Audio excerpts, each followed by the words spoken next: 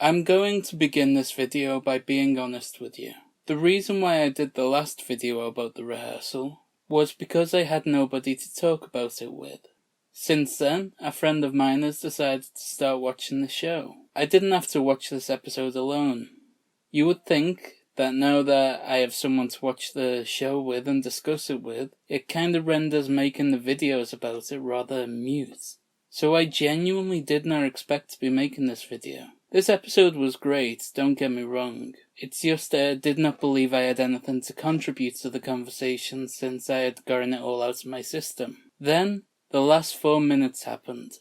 The final few minutes of this episode made the show transcend to new levels. As the wonderfully twisted mind of Nathan Fielder grew, the vines of his evil streak undulated moistly, to quote Stranger Things captions, throughout the episode.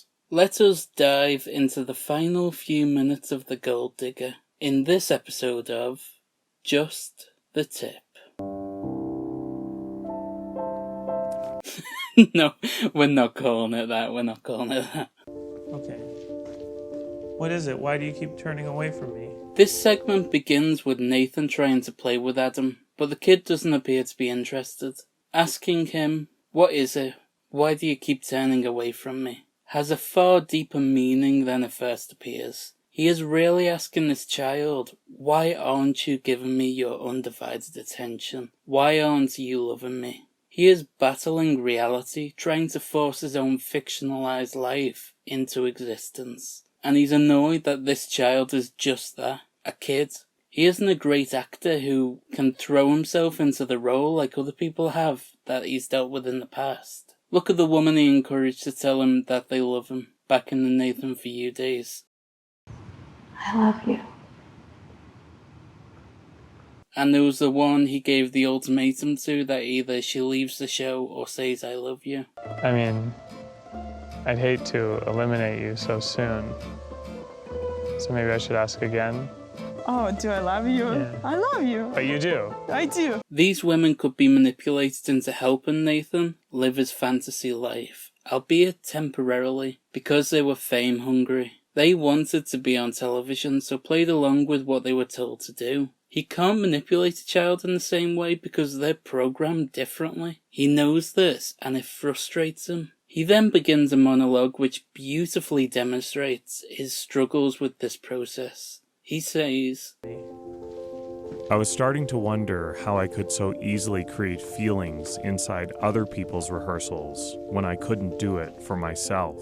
Now, this addresses one of the issues of this episode. His struggle to make Patrick act like the stakes of the rehearsal are real. He was being too jovial about the process, and Nathan knew from his experience with the guy from episode 1 that people are blindsided by how much more difficult an actual confrontation is compared to the practice. In this episode, we have Patrick, a man who is dating a gold digger and has to convince his brother to allow him access to his inheritance. To do this, Nathan hires an actor who takes him on an actual gold hunt. He blurs reality and fiction for Patrick, unbeknownst to him. He makes him literally dig for gold. Nathan is clearly jealous that these people can live in whatever reality he decides to create. He is worried that no matter how hard he tries, he will not be able to successfully create this perfect life for himself. This is the day Mommy brought you home. You were just a baby. Yeah. I had a photo album made that blended false memories with real ones to help fill in the gaps and enhance the feeling of a complete life. Did anyone else get Michael Scott's vibes from this? You know, the episode where Michael photoshops himself into a photograph of Carol and the kids at the ski resort. What is this? That is my Christmas card. It's a picture of you and me and your kids on a ski trip having a blast. Why is it when Michael does this we think, oh Michael, but when Nathan does it, it comes across as so sinister? Perhaps it's because he is showing it to a child, who could perhaps be more susceptible to the lie. This kid doesn't know that these photographs are fake. He even says he needs to go there right now when he sees a photograph of himself and Nathan with Thomas the Tank Engine. Nathan is gaslighting this poor child into believing his lies. You know the saying, a watched pot never boils. Well, I got that vibe with this episode. As we saw last week, there is a clock on the wall that counts down to 0 every 4 hours. This is because of child labour laws preventing kids from working any longer than 4 hours a day, so they have to be constantly switched out as subtly as possible to maintain the illusion that it is just one child living in the house. The ticking clock seems to be creating a feeling of dread in Nathan as he comments on how time progresses in the house. Time moved differently in here, and I was still getting used to it. It reminds me of school or work. You're constantly watching the clock waiting to be released so you can return home and relax. But for Nathan, that clock is not counting down to when he can relax and live his life. It is a countdown to how long he has left to cling into this reality. When the clock hits 0, the immersion is broken, as he will notice that the child has a different face. He looks a lot differently than he did before. He comments on this, saying, When your 3-year-old son goes into his room, Adam? Yes, Dad? And emerges a 6-year-old a minute later, it can be hard to stay in the moment. So how does Nathan address the fact that the change in age of his child breaks the illusion for him? Well, it is perhaps the scariest thing Nathan has ever done. So you need to have custom digital mirrors installed that allow you to see yourself age at the same pace as your child. This show has progressed from an arena for a man to make a confession to an episode of Black Mirror. With approval of producers and the budgets of HBO, Nathan is fueling his delusions in a way that feels dangerous. I honestly would not be surprised if he and Angela are one argument away from him kidnapping that child and trying to cross the border into Canada.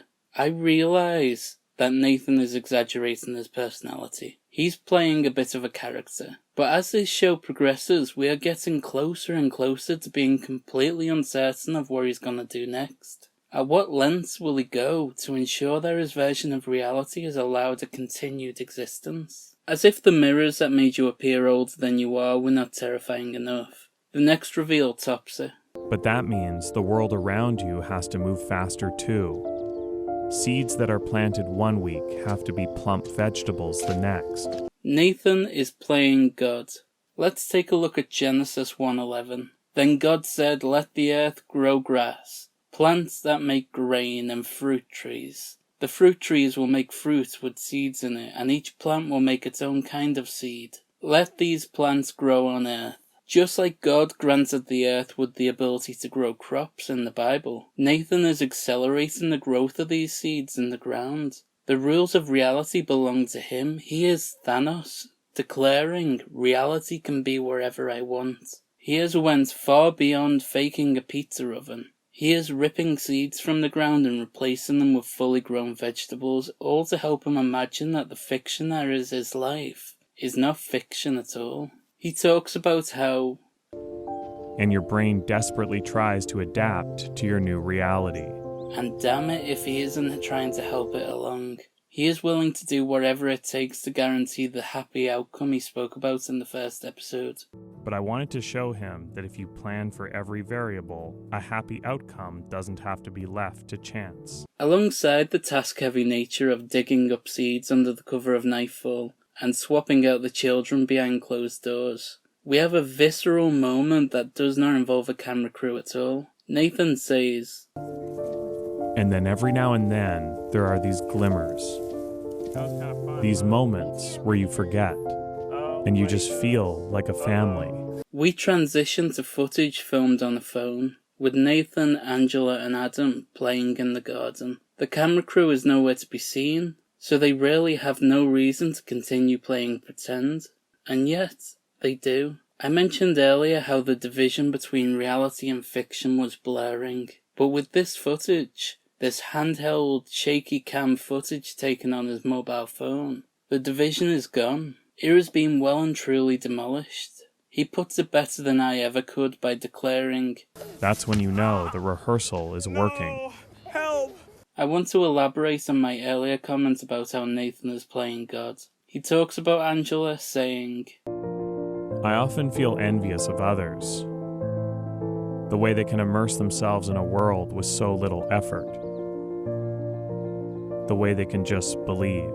Now, of course, this isn't only about Angela. It is about the way how he perceives everyone. Everyone he meets deals with life better than he does. They're less awkward, more able to have a conversation without practicing it in the mirror first or following a flowchart. And honestly, in this political climate, where everywhere you look there are people talking about fake news, this comment describes society more than ever before. Nathan admires the way that people can just believe, and even debates with Angela about why Google would lie, why it would censor results. This is character development from the previous episode where we saw Angela make a ridiculous comment regarding Wi-Fi rays affecting a baby or something.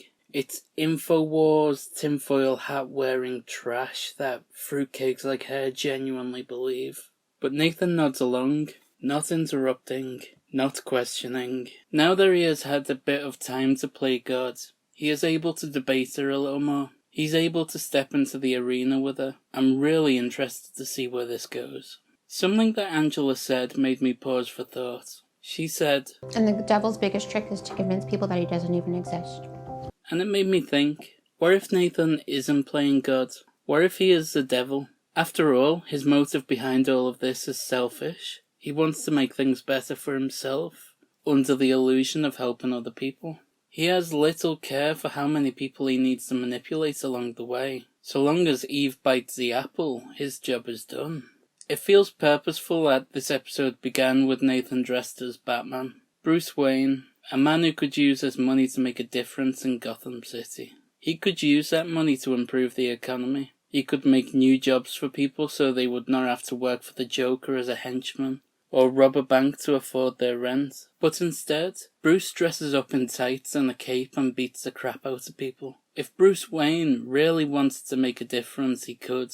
But because of his need to feel important, he sabotages the very city he's meant to be protecting. Nathan mirrors this. If he wanted to, he could genuinely help people, but instead he wants to ensure his own happy ending. Whilst he may claim that emotions are not easy to engineer, he is doing a damn good job at it. The final shot of the episode shows him turning a pepper away from himself, because it has a sticker on it from the store. This breaks his illusion, revealing that he did not in fact grow this pepper from a seed. He deceives himself, turning it away so he does not have to face the truth, that none of this is real. No matter how hard he tries, he cannot maintain his illusion forever. As each week passes, we get closer to seeing Nathan have to face this truth. None of this is real.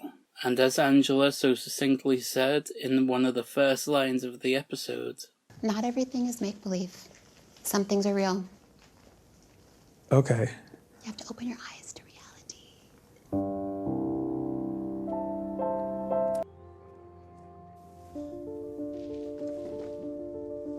Okay.